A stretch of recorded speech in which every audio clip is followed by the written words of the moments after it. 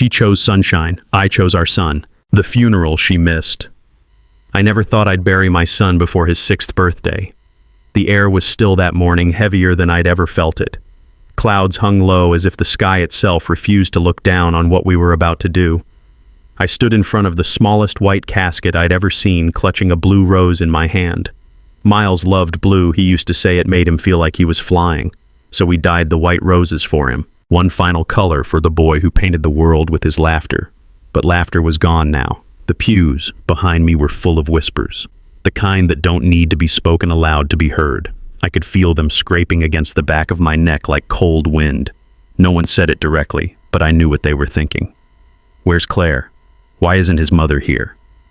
A few minutes before I walked into the chapel, my phone buzzed. At first, I didn't even want to look. I assumed it was another condolence message, another thinking of you that felt like paper against fire. But when I finally glanced at the screen, the ground shifted beneath me. It was a photo. Claire, reclining poolside under a palm tree. A man with sculpted abs and careless eyes lounged beside her, his hand resting far too comfortably on her thigh. Her sunglasses reflected the Hawaiian sun. Her smile was unrecognizable. Below the image, figured you should see what your wife is up to today. A concerned friend. For a second, I couldn't move. I couldn't think. The grief I'd been swimming in turned to something else, something sharp. She wasn't here. Claire wasn't sitting beside me grieving our son. She was sipping cocktails with someone who hadn't stayed up for midnight fevers or cleaned up after chemo. I dropped the phone into my coat pocket like it was on fire. The funeral director gestured gently. It was time. I walked down the aisle alone. I sat in the front pew alone. I whispered goodbye alone. And yet I felt eyes on me the entire time. Pity, judgment, confusion, but mostly questions. I didn't answer them, not with words. I stood up when it was time for the eulogy. My hands were shaking. My voice felt trapped somewhere between my chest and my throat. But I spoke. I told them about Miles, about how he insisted pancakes could solve any problem, how he once tried to teach a squirrel how to do math, how even when the treatments got hard, he told me, "It's okay, Daddy. I'm still happy because I have you." I didn't mention Claire. I didn't need to. Her absence was a gaping hole that explained itself. After the service, people approached me. They offered hugs, too soft words, too rehearsed. One woman I didn't recognize told me I was so brave. I nodded politely, but inside I was breaking. When I finally escaped to my parents' house where the reception was being held, I barely made it to the study before my knees gave out. The photo burned behind my eyelids. Claire on a vacation from our grief, from our life.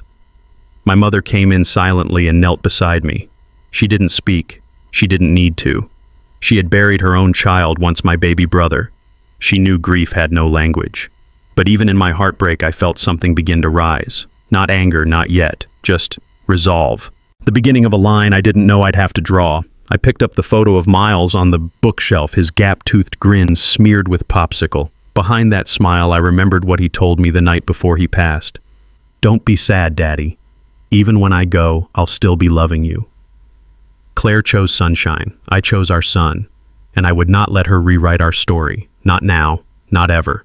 The photo, the lie, and the envelope. The days after Noah's funeral blurred together like rain on a windshield, constant, directionless numbing. People came and went. Dishes piled up. My mother stayed a little longer than she planned, quietly organizing casseroles in the fridge that no one touched. I moved through my house like a guest, or a ghost. But even in grief, a man has limits. On the third morning, I woke up not from sleep, but from stillness, lying on Noah's twin-sized bed, still hugging his stuffed penguin. A sliver of sun slid through the blinds. The house was quiet. Too quiet. I hadn't heard from Claire since her one-line text. I hadn't replied. But the photo haunted me. I pulled out my phone again. There it was, Claire in a bright red bikini she once said she hated because it showed too much. Now it was tied like a gift bow, arms wrapped around a man who clearly didn't mind unwrapping it. A stranger with white teeth and a golden tan. The kind of man who'd never seen a child take chemo. I stared at the image until the colors blurred. Then I zoomed in on the drink in her hand. It wasn't just a cocktail. It was our wedding glass. The one we bought on our honeymoon in Maui. She'd insisted on bringing it home. Said it was her favorite reminder of when everything still felt light. Now here it was back in Maui, but not with me. Not with Noah. With him. And that's when I snapped. I wasn't just grieving anymore, I was burning. Claire had taken the glass, the sun, and the lie. I was left with the weight. But she'd underestimated me. I wasn't going to scream. I wasn't going to rage online. No, that's not who I was. I was going to find the truth. I started small. Emails, receipts, credit card statements, passwords. I still knew because Claire never bothered to change them. She assumed I wouldn't look, wouldn't question. Wrong. That afternoon I sat at our kitchen table with my laptop, my phone, and a mug of cold coffee that had reheated 3 times and been finished none. As I logged into our shared banking app, my pulse rose. Claire had made over 20 charges in the last 10 days. Flights, spa treatments, one from a jewelry store in Honolulu. I clicked through. The details filled in like puzzle pieces I never wanted to see. Then I saw something that made me pause. A wire transfer from our joint savings, $1,250, sent to someone named Lucas R. Hammond. That wasn't her lover. I'd heard his name through whispers after the funeral. Brandon, someone from her office. This was someone else. I opened a new tab and searched him. Realtor, Maui, luxury properties. Claire had been shopping for a home, while I was buying a coffin. I pushed back from the table, breath ragged. Okay, I muttered, so she's building a life, without me, without her son. Then I noticed a letter-sized envelope near the fridge, one I hadn't opened, addressed to Jacob Reynolds' no-return name. I hadn't seen it before. Inside a single sheet of paper, typed, Jacob. You don't know me, but I know Claire. I know what she's doing. I was one of her clients, one of the ones she used. If you want the truth, meet me at Hopewell Cafe. Tuesday, 9 a.m. Ask for Mia. I read the note 3 times. Used. What did that mean? Was this woman warning me? Was it a setup? Did Claire know I didn't know what to think? But Hopewell Cafe was just 2 towns over. A quiet spot. Claire used to hate the coffee there. Tastes like burnt promises, she once joked. I folded the paper and slid it into my wallet. Tuesday. That gave me 2 days. I spent Monday going through the attic gathering everything Noah had touched, loved, or drawn. I cried once hard and brief when I found his handprint painting his little fingers in rainbow colors spread wide like wings. He'd titled it, I Can Fly. I set it aside. I didn't know why, but something told me I'd need that reminder soon. That night I received a voicemail from Claire's mother. Jacob, I hope you're taking care of yourself. Claire's trying her best to process things. Maybe when she's back we can talk about a way forward for all our sakes. I deleted the message. There was no hour anymore. Tuesday came. I dressed carefully. Button down, clean shave. I didn't want to look like a broken man, even if I felt like one. The Hopewell Cafe was quiet just as I remembered. Mia sat in the far corner, dark auburn hair, pulled back laptop beside her half-finished black coffee in front. She looked up as I approached. Her expression was cautious. Not kind, not cruel. Jacob, she asked. I nodded. We sat. I don't have much time, she said. And neither do you. She pulled out a folder. Inside printouts, text screenshots, emails, Claire's name, Brandon's name, bank account numbers, photos, handwritten notes from Claire about changing the insurance policy and setting up the move. My throat closed. She told Brandon you were barely holding it together, Mia said. Said she needed a clean break. Said you'd be too grief-stricken to notice. She slid one photo across the table. Claire, laughing, champagne glass raised. A caption scribbled on the back in pen. To freedom. Finally. I dated Brandon for 4 years, Mia added quietly. He used me. Then Claire came along and used him. So now I'm done watching her get away with it. I said nothing for a long time. Finally, why me? Because you lost the only good person in this story. I clenched my jaw, looked down at the photo again. Then I took the folder. If what's in here is real, I said, then Claire's not just gone, she's finished. Mia nodded once. Make it count. I walked out into the cold air with fire in my chest. She chose sunshine. I chose our son, and now I chose truth. The letter under the floorboard. I didn't sleep the night after Mia's call. Her words haunted me. The sharpness of her voice, the certainty with which she spoke about Claire and Brandon's betrayal. It all echoed in my mind like the last line of a bad dream you can't wake up from. I sat in Noah's room, the quiet hum of the night pressing in on me. The soft glow of the nightlight still flickered beside his bed. His stuffed penguin was tucked against the pillow and the scent of his strawberry shampoo lingered faintly in the air. I needed answers. Not just from Mia, but from Claire. I didn't believe she'd left nothing behind. Claire wasn't careless. She was cold, methodical. But even people like her leave shadows. At sunrise, I went back into our bedroom. Her side of the closet was nearly bare, just a few wire hangers clinking together like ghosts of the life we once had. Her nightstand drawer was empty except for a single pink post-it that said, "Refill vitamins," in her handwriting mockingly mundane. But then I noticed something off about the floorboard beneath her side of the bed. It creaked differently. I got down on my knees and pried it up, half expecting to find nothing. Instead, I found a thin envelope yellowed at the corners with my name on it. Inside was a letter in Claire's looping familiar cursive. It wasn't long. "Jacob, if you're reading this, it means I didn't come back. Maybe I didn't plan to. Maybe I didn't have the courage to say goodbye. I know what you're thinking, and yes, some of it's true. I needed an escape. But I didn't want it to be like this. I'm sorry I wasn't stronger for you, for Noah. Watching him fade every day, it broke something in me I didn't know could break. I thought if I left, maybe I could breathe again. Maybe I could find something that made the pain less suffocating." Brandon wasn't the plan. He was just there. And then he became the only thing that didn't remind me of what we lost, or what we were losing. Don't hate me, Jacob. I don't deserve forgiveness, but I do hope you'll find peace, more than I ever could. Claire. I stared at the letter for a long time. My hands didn't shake. My eyes didn't tear. Not this time. Because what she saw as honesty, I saw as cowardice. What she called pain, I called betrayal.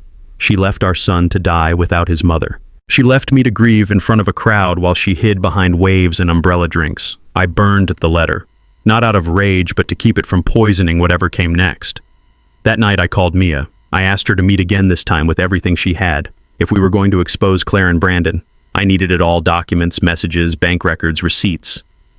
Mia was waiting when I arrived. She slid a USB drive across the table. "Everything's on here. Even the house deed transfer papers." I clenched my jaw. Claire hadn't just betrayed me, she had tried to erase me. But what she didn't know, what she would never expect, was that I was done mourning. Done doubting.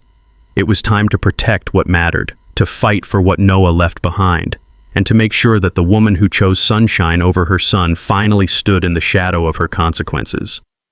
As I stared at the USB in my hand, I realized this wasn't just a digital record. It was a weapon.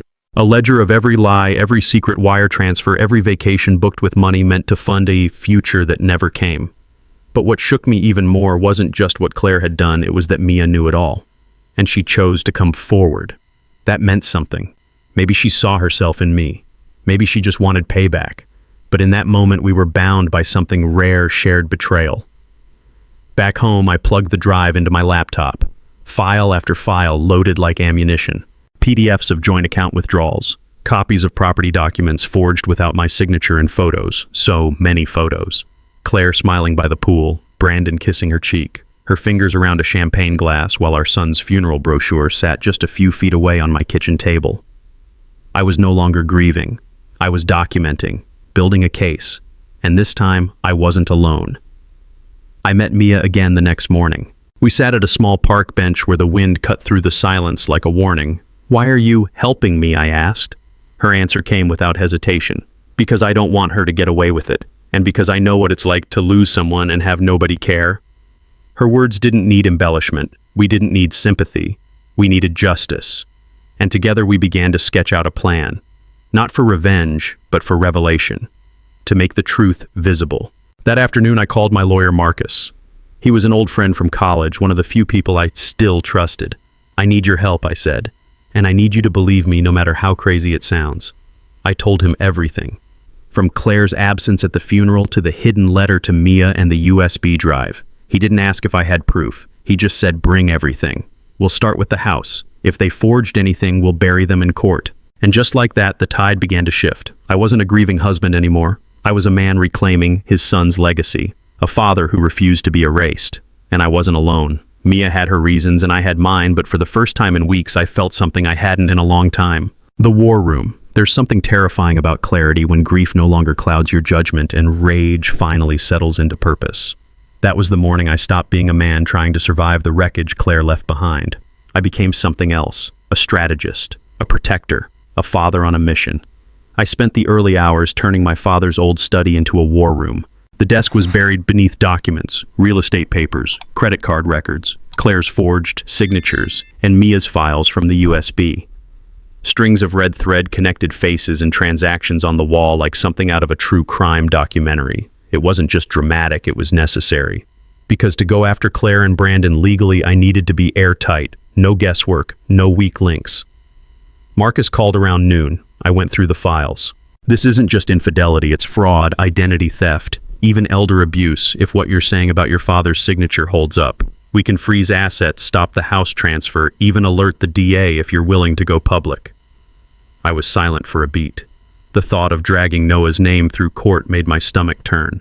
But then I looked at his photo on the desk, his tiny hands holding a crayon-streaked rose, his gap-toothed grin. He deserved justice more than I deserved peace. "Do it," I said. Later that day, Mia came by. For the first time, she looked tired, worn down. I offered her tea and we sat in the living room, two strangers bonded by the same knife in our backs. "They're selling the house next week," she said. "They're moving fast." I nodded. "We'll move faster." I showed her the map I'd drawn, every transaction linked to a date, every lie accounted for. She leaned in, tracing a line with her finger. "They think they're winning, that you're broken." I looked her in the eyes. "Then let's give them something to remember." That night I visited the hospital where Noah spent most of his final months. I walked the halls, now quieter than I remembered, each room echoing a memory. I stopped outside the pediatric oncology wing and spoke to the director. "I'm setting up a foundation," I said. "In Noah's name. I want it to help families who can't afford what we could." Her eyes softened. "That's beautiful, Jacob." It wasn't about being beautiful. It was about reclaiming purpose. If Claire could use our son's name to steal, then I would use it to rebuild. Back home, I found a voicemail from Claire. Her voice was sweet, deliberate. "Jacob, I know things have been hard, but I think we should talk. I miss Noah too." I nearly laughed. Her timing was no coincidence. She felt something shifting. Maybe she got word about the halted house transfer. Maybe Brandon was getting nervous. Either way, I didn't call back. Instead, I saved the message. Every lie had value now. The next morning, Marcus filed the first injunction. The court date was set. Claire would have to stand before a judge and explain everything: why she left, how she took the money, how she lied to everyone, including her own family. I imagined her walking into the courtroom, still wearing that look of curated sorrow, still pretending to be the victim. But this time there would be evidence, and witnesses, and me. But the law was only part of the plan. Because some truths need more than a courtroom, they need sunlight. So I drafted a letter, not to Claire, not to the courts, but to our town, the one that whispered at Noah's funeral, the one that pitied me but never asked what really happened. I titled it simply, "The Truth About Claire." It wasn't vindictive, it was honest. I told them about the photos, the lies, the empty seat at our son's funeral. I ended it with a sentence I wrote a dozen times before it felt right. She chose paradise over pain, but I chose my son. It wasn't just a statement, it was a line in the sand. The letter would go live on Monday. And I wasn't afraid of the storm anymore. The storm she never saw coming. Monday came like a quiet drum roll. The town woke up to bird song and sunshine, but by noon a different kind of light was spreading. The truth had finally been set free. The letter I'd drafted, raw, simple, damning, was published across every major community forum, passed around group chats like wildfire, and shared by those who once offered me casserole with a side of pity. By 3 p.m. it had over 10,000 shares. I didn't expect support. I expected backlash, disbelief, maybe even scorn. But what I got was silence. And then a slow wave of comments that carried something unexpected: understanding. "I remember seeing you alone at the service. I should have said something. She wasn't grieving. She was escaping. Noah deserved better. So did you." The letter didn't name names beyond Claire's. I didn't mention Brandon or her parents. I didn't need to. The people who mattered knew, and the ones who didn't. They were finally asking the right questions. Claire unsurprisingly called. Twice. Then texted. Then sent an email carefully written, laced with curated heartbreak and the subtle blame shifting of someone who thinks they're still in control. I didn't respond. Not because I didn't have anything to say, but because sometimes silence is the sharpest answer of all. But not everyone was silent. That evening I got a call from Howard, Claire's father. His voice was thin, like he'd aged decades in days. "Jacob, we need to talk." I didn't expect that. Howard had always stood behind Claire like a marble pillar, stiff, unsympathetic, proud to a fault. "Diana's been crying for days," he added, like it was supposed to make me feel something. "We didn't know. Not everything." I didn't believe him. "You knew enough," I said calmly. "Enough to stand by while she stole from your grandson. Enough to look the other way." There was silence. Then a sigh. "She told us you were falling apart, that you couldn't cope. She said you stopped trying when Noah got worse." I blinked. The sheer audacity of that lie knocked the air from my lungs. "You mean when I was the one holding his hand through every treatment? When she disappeared for business while I was reading bedtime stories in hospital rooms?" My voice cracked, not from anger, but something colder. "You believed her because it was easier than admitting your daughter's a fraud." Howard didn't argue. He just asked, "What are you going to do next?" I hung up. That night I went to the garage, not to pace, not to dig through files, but to build. Noah and I had started a project together before everything unraveled. A birdhouse. It was supposed to go on the tree outside his window. He had picked out the paint colors, sky blue and bright yellow. He called it the Sun Hut. I never finished it. I couldn't bring myself to. Until now. I sanded the wood smooth, drilled in the final nails, and painted it exactly as Noah wanted. As I worked, I could hear his voice in my mind, excited, playful, so full of hope. And as I painted, I realized something I'd spent weeks preparing for: battle for court dates and depositions, for property freezes and asset tracking. But I hadn't allowed myself to heal. Not really. The birdhouse wasn't just for him. It was for me. The next morning, I installed it outside Noah's window. A breeze stirred the leaves as I screwed it into the tree, and for the first time in a long time, I felt peace, not from revenge, but from reconnection. This was the kind of legacy he deserved. Not lawsuits, not headlines, but a quiet corner of the world that was still his. Later that day, Marcus called. "We have a date. 2 weeks from now. Claire and her parents are being called into mediation before we file civil charges." "And criminal?" I asked. "There's a separate investigation. I sent the files to the DA this morning. You've done everything right, Jacob. Now let the system do its part." That evening, I got a knock at the door. It was Mia. She looked different, not just tired, but relieved. In her hand, she held a small framed photo. This was from before everything she said, before Brandon changed. "Thought you should have it." It was a photo of Claire holding Noah. He must have been 2. They were laughing. "Why give me this?" I asked. "Because that moment was real," she said, before she turned into who she became. "And maybe it'll help you separate the Claire who loved Noah from the one who used him." I didn't say anything, but I didn't throw the picture away either, because she was right. Even the worst people were once something else. Even the woman who chose sunshine over her son once kissed his forehead with love. I didn't know if I could ever forgive her. But maybe I could forgive myself for still remembering the good even after everything she did, because grief doesn't ask for logic. It just asks to be felt. And finally, I was starting to feel it. When the masks fall. I walked into Marcus's office the morning of the mediation hearing wearing the only suit that still fit me, charcoal gray, a little tight at the shoulders. Noah used to call it my grown-up armor. He'd make me wear it when he played doctor, insisting I looked smarter that way. I buttoned the jacket slowly, letting the memory settle in my chest like a weight I no longer wanted to shake off. Marcus handed me a folder as I sat down. "Claire's legal team is trying to settle quietly," he said, his voice clipped. "They offered a deal last night. Walk away from the civil suit and they'll return your share of the savings and drop the claim on the house." I stared at him. "That's it." He nodded. "They're scared. They know we have enough to press criminal charges, especially with the documents Mia uncovered." I leaned back, laced my fingers together. "What did you tell them?" Marcus didn't blink. "I told them to shove it." I smiled. First time in months I smiled without it feeling like theft.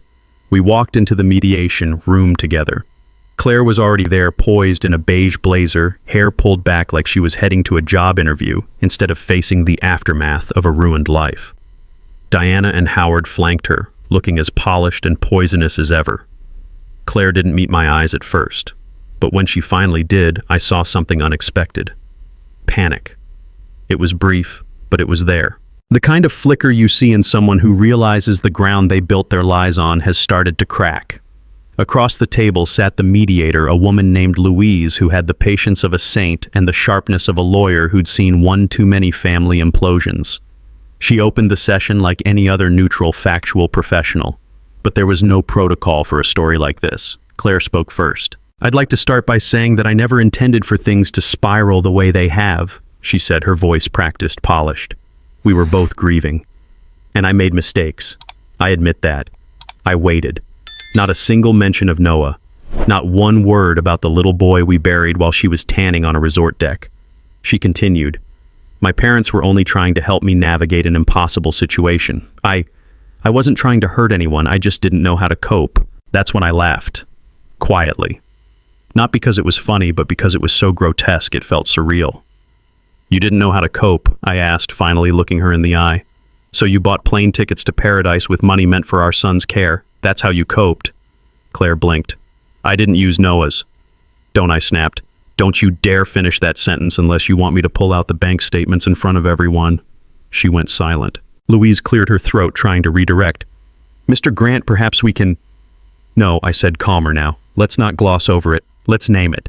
She drained our joint savings. She altered insurance paperwork without telling me. She left the country the week our son was buried. This isn't about grief. It's about abandonment and theft and deceit."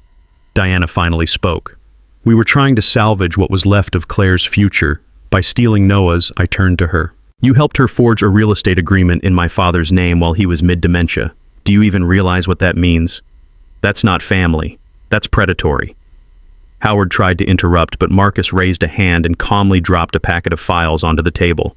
"Here's everything we have. The forged signatures, the property transfer drafts, wire transfers, and more. You can settle today, or you can face this in court. Your choice." Claire's eyes dropped to the stack of papers. Her hands trembled just barely. I saw it. Everyone did. Louise took a breath. Would the parties like a moment to confer? But Claire shook her head. Slowly. Then looked at me. Really looked at me. "I didn't know how to be a mother to a dying child," she said.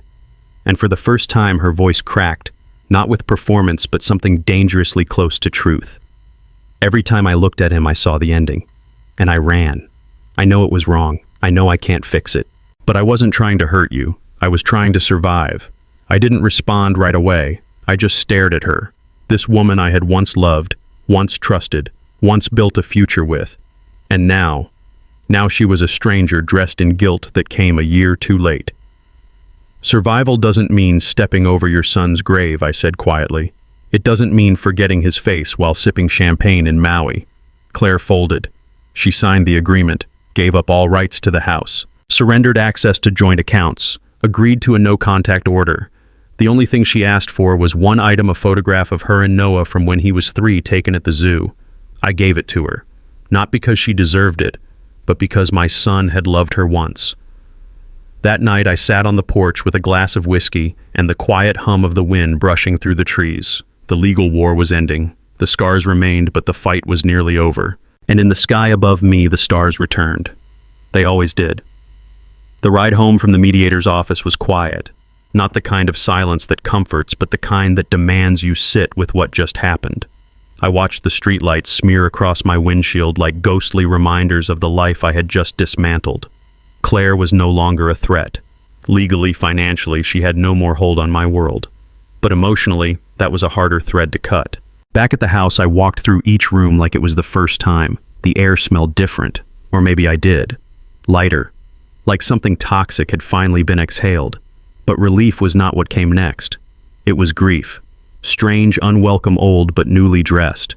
Because as much as Claire had betrayed me, part of me still remembered the mornings we laughed on that back porch sipping coffee while Noah giggled in the grass. Part of me still missed the woman I thought I married, even if she was long gone. I poured a drink and sat in the living room. Noah's drawing, one he made in crayon the week before his last hospital stay, still hung above the fireplace. A house with 2 stick figures, one tall, one small. Above them, a bright yellow sun. I stared at that sun and thought about what Claire chose and what I chose. She picked escape. I picked presence. She picked the illusion of warmth. I picked the long, bitter cold of truth. My phone buzzed.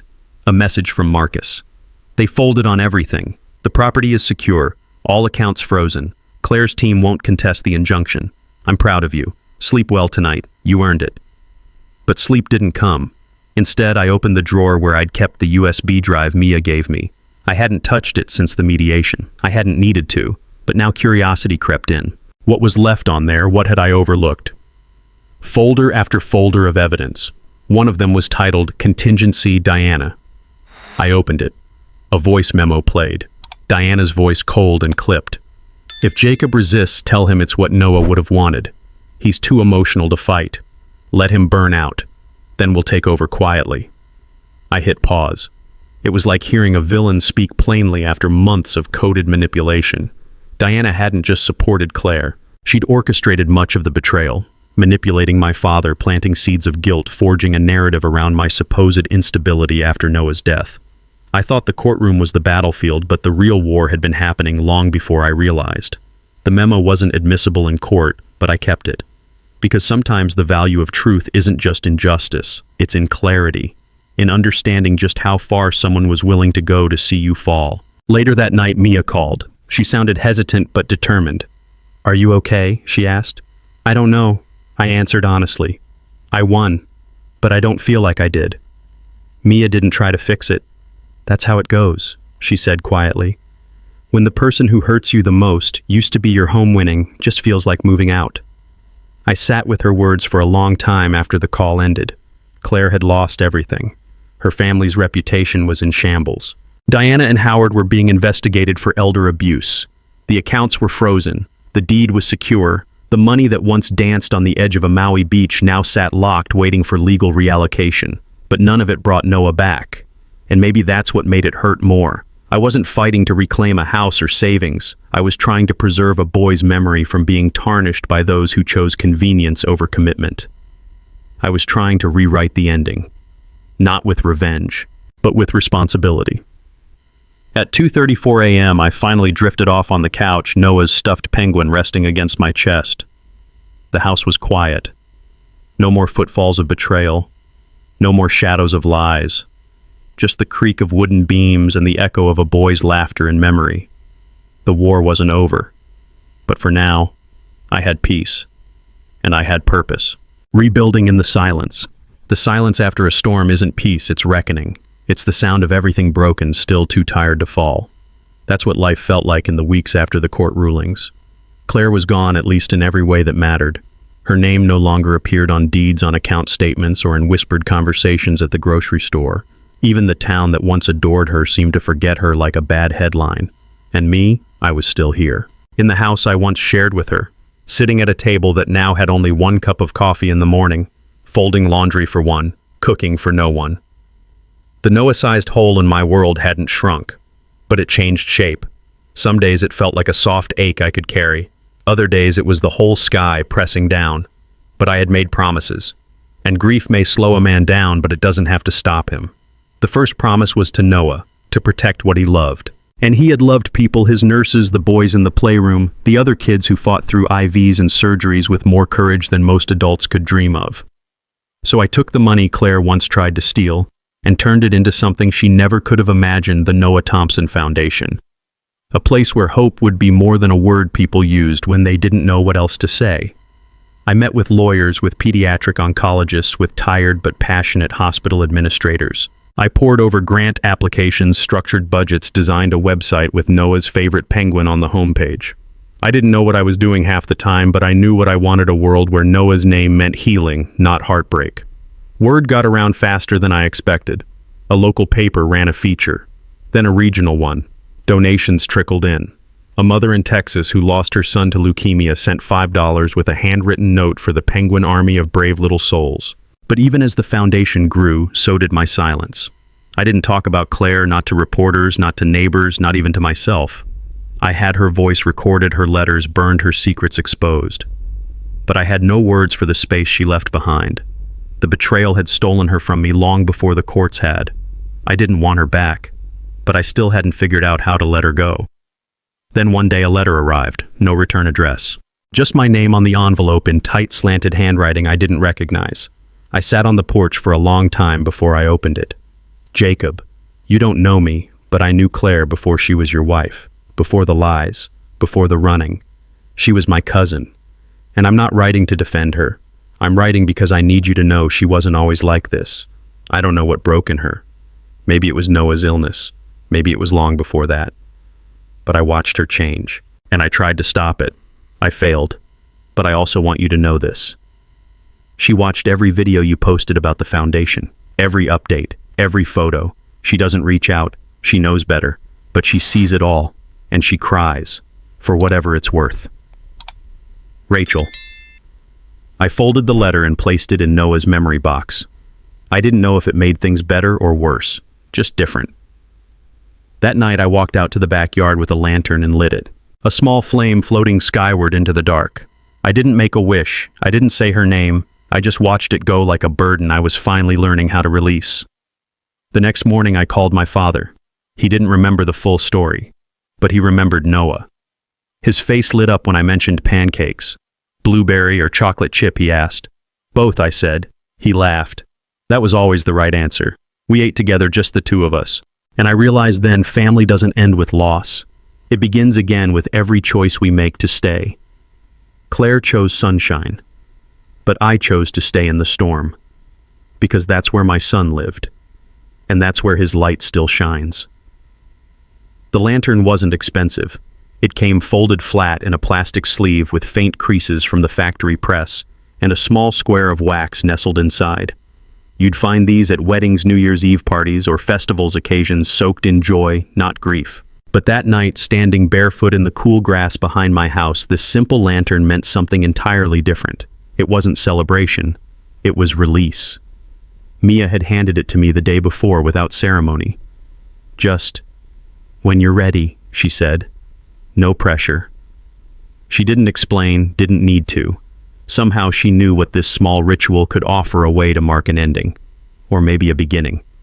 Inside the house I had written a note to Noah. Just a few lines scrawled in handwriting I barely recognized as my own. I didn't edit, didn't cross out. I wrote what was in my heart. I told him I missed his silly bedtime questions. I told him I still reached for his plate when I set the table. I told him I was trying not to forget but to move. And maybe in some way I asked for permission.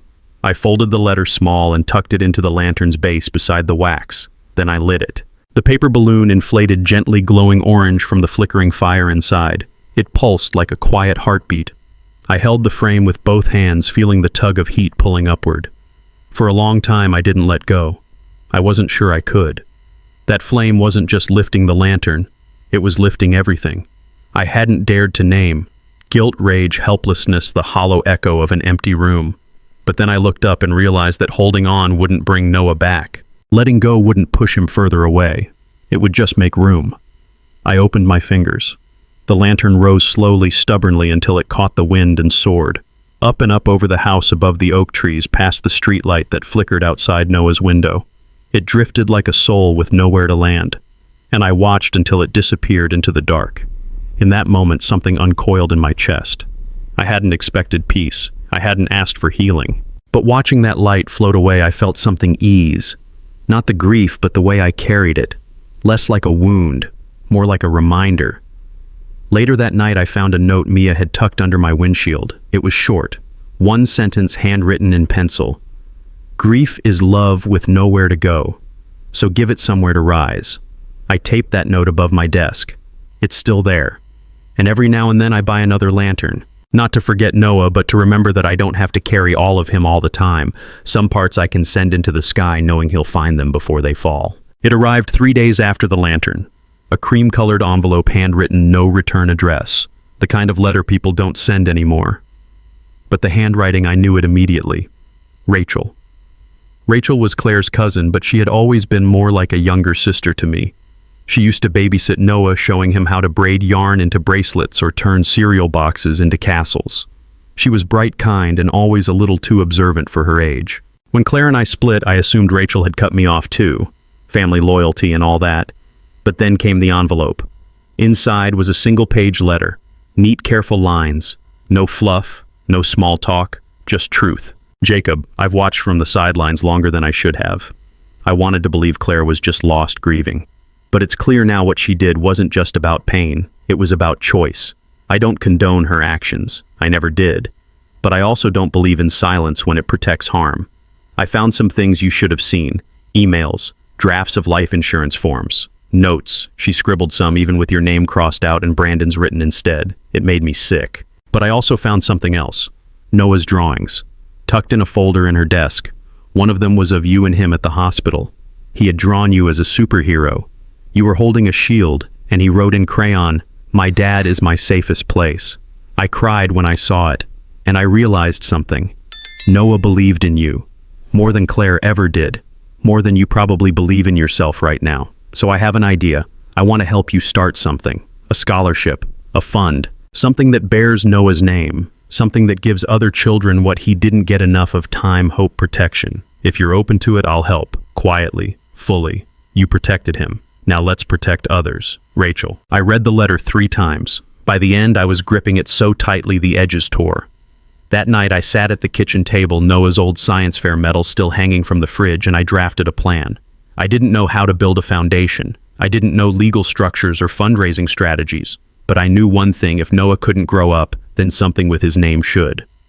I called Rachel the next morning. She picked up on the first ring. "Thank you" was all I said. "I'm in" was all she needed to say back. Over the following weeks, we worked late nights piecing together the vision. We named it the Noah Foundation. Its mission was simple: provide emergency financial relief to families of terminally ill children, starting with those in the pediatric oncology ward Noah had once called his second home. We created a website. We reached out to local hospitals. Mia even helped build the donor platform. She didn't say much. She just showed up with her laptop and a quiet kind of focus that felt like redemption. The day we submitted the paperwork, I stood outside the courthouse with Rachel beside me and Noah's penguin tucked into my jacket pocket. We weren't celebrating. We were consecrating something. That night, I wrote a note on the back of Rachel's letter and taped it above my desk next to Mia's. It said, "He drew me with a shield. Now I get to be one." And that, more than revenge, more than justice, that was what finally made me feel like a father again. The garden Noah never saw. I stood in the backyard just before sunrise, mug of coffee warming my hands, watching the first hints of light stretch across the sky like fingers searching for something they'd lost. The grass was still wet with dew. Noah's sandbox sat quietly in the corner, now filled with wildflowers Rachel had planted 2 weeks ago. She called it Noah's garden. I couldn't bring myself to touch it. It felt like a space held in memory and miracle. This was the first morning in months that didn't begin with a plan. No call to lawyers, no emails from banks, no confrontation waiting in a courthouse hallway. The lawsuits were over. Claire had signed the final agreements 2 days ago, ceding the house, the accounts, everything she once tried to take. It didn't feel like victory. It felt like closure. A word that used to sound like a lie until now. Claire moved to Arizona. Alone. I didn't ask where Brandon went. I didn't care. I kept the house. Not out of stubbornness, but because Noah's laughter still echoed here. In the hallway where he used to race toy cars. In the closet where he once built a pirate ship out of shoe boxes. In the backyard where we once buried a time capsule that I still haven't dug up. Maybe I never will. Some memories are meant to stay exactly where they are, untouched, unruined. The Noah Foundation was growing faster than I imagined. Parents I'd never met wrote in with stories. Strangers donated in small bills and large. Mia became our lead technologist and Rachel our director of outreach. We weren't just doing something good, we were doing something sacred. And through it all, one question kept coming back to me, not from courts or donors or lawyers, but from within. What do we do with love that has nowhere to go? I asked myself that every night, until one night I stopped asking. Because I realized, it goes here, into the foundation, into the garden, into every child we help, into every sleepless father who walks hospital corridors wishing he could trade places with his kid, into every blue-painted rose I leave on Noah's grave. That's where the love goes. It doesn't disappear. It transforms. A week ago, I received a package. No return address. Inside was a small wooden lantern. Same design as the one that arrived months ago, but this time it wasn't lit. Just a folded piece of paper inside with 4 simple words. You kept your promise. No signature. But I knew who it was from. I hung it by the window in Noah's room. It hasn't flickered yet, but sometimes I imagine it glowing when the wind picks up just right. Maybe it's nothing. Maybe it's something. Maybe it's Noah. Sometimes healing doesn't look like moving on. It looks like standing still, planting roots in the ground where grief tried to bury you, letting that ground grow something new, something lasting, something like a garden. And if you ask me today what I am not, who I was not, who I became, I'll tell you this: I'm a father. Still. Always.